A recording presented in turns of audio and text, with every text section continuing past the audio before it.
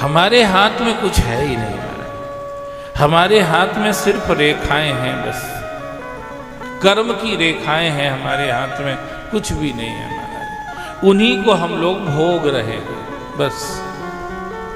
ना हम अमीर बन रहे हैं, ना हम गरीब बन रहे हैं, कुछ नहीं बन रहे हैं, हम सिर्फ कर्म को भोग रहे हैं बस।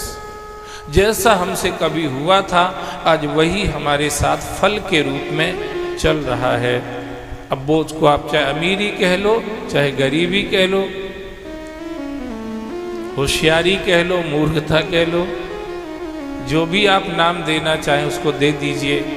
आप स्वतंत्र हैं, आप कुछ भी नाम दे सकते हैं, पर सच बात तो ये है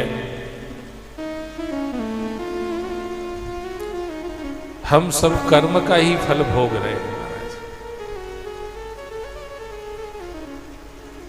सभी हम कर्म का फल भोग रहे हैं। पर एक चीज याद रखिए, कर्म के फल भोगने से आप कभी संतुष्ट नहीं होंगे, आपको दिक्कत ही बनी रहेगी, आप अंदर से परेशानी महसूस करते रहेंगे। अगर आप सच्चे सुख का अनुभव करना चाहते हो तो कर्म फल भोगने की जगह उसकी कृपा का फल पाइए महाराज। कृपा का फल बड़ा ही अनोखा है। उसकी कृपा के फल में प्रॉब्लम नहीं है महाराज। कर्म के फल में तो कुछ समस्याएं भी हैं, कुछ समाधान भी है। कर्म का फल ऐसा है, एक झोली में फूल भरे हैं, एक झोली में कांटे, किसी को फूल किसी को कांटे, बांटने वाला बांटे। अरे कोई कारण होगा, अरे कोई कारण होगा, अरे कोई कारण होगा, अरे कोई कारण होगा। है कि नहीं है? वो लेके घूम रहा है, दोनों तरफ झोली टांग रखी है, एक में फूल भरे हैं, दूसरे में कांटे भरे हैं। वो झोली में से निकालता है, किसी को कांटे देता है, किसी को फूल देता है। भगवान से किसी ने पूछा ये भेद क्यों कर रहे हो? इसकी झोली फूल से भर दी, उसकी झोली में कांटे डाल दिए, आप ये भेद क्यों कर रहे हो? भगवान ने कहा भेद नहीं कर रहा हूं, कर्म का फल बांट रहा हूं। तिनका काल रूप में भ्राता, शुभ और अशुभ कर्म फल दाता। ये कर्म का फल बांट रहा है।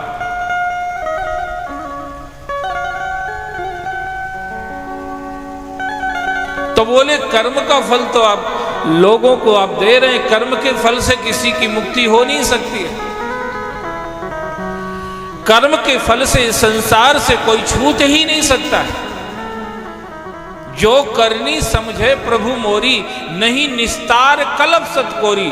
100 करोड़ कल्प बीत जाएं फिर भी कोई कर्म से कल्याण कर ले, असंभव है। कर्म से कल्याण हो ही नहीं सकता, फिर कल्याण कैसे होगा? कल्याण तो उसकी कृपा से होगा। इसलिए कर्म फल ना भोग के हमें कृपा फलाकांक्षी होना चाहिए। कृपा फलाकांक्षी, कृपा रूपी फल हमें मिलेगा।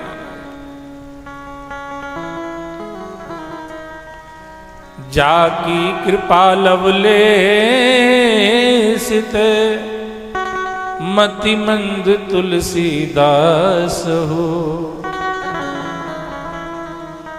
पायो परम विश्राम, राम समान प्रभु नाहि कहूं। थोड़ी सी कृपा, तुलसी कहते हैं उनकी थोड़ी सी कृपा, लवलेस, थोड़ी सी कृपा मुझे मिली है। तुलसी कह रहे हैं जिस कृपा का वो भंडार है, आगार है, सागर है, अनंत असीम अथाह जो कृपा जिसमें समाई हुई है, उसकी एक छोटी सी बूंद मुझे मिली है। उससे ये परिणाम निकला है, पायो परम विश्राम, राम समान प्रभु नहीं को।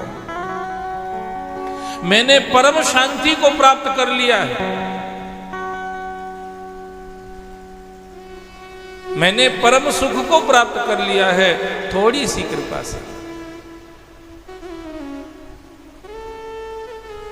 भक्त लोग कभी कर्म की तरफ ध्यान नहीं देते।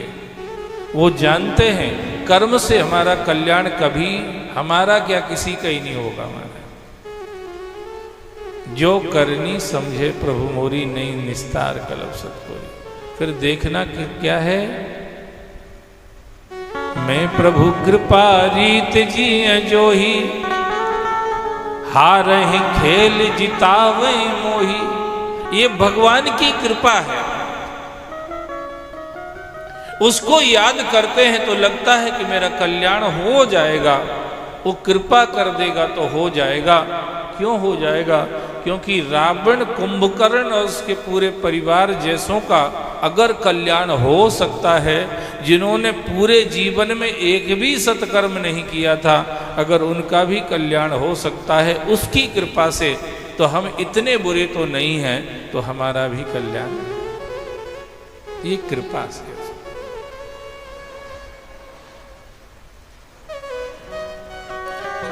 इसलिए कर्म का घमंड मत रखो। कई लोग कहते वर्क इज वर्शिप,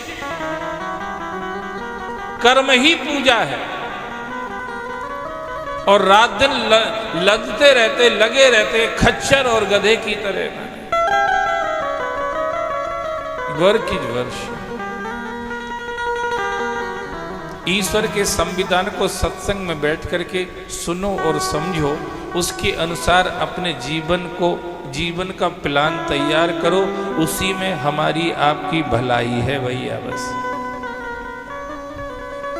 अपने मनगढ़ंत संविधान से हम लोग उलझते चले जाएंगे, सुलझने की जगह और उलझते जाएंगे, फंसते चले जाएंगे। इसलिए सत्संग में बैठ के ईश्वर के संविधान को समझो और उसके अनुसार यात्रा बढ़ाओ।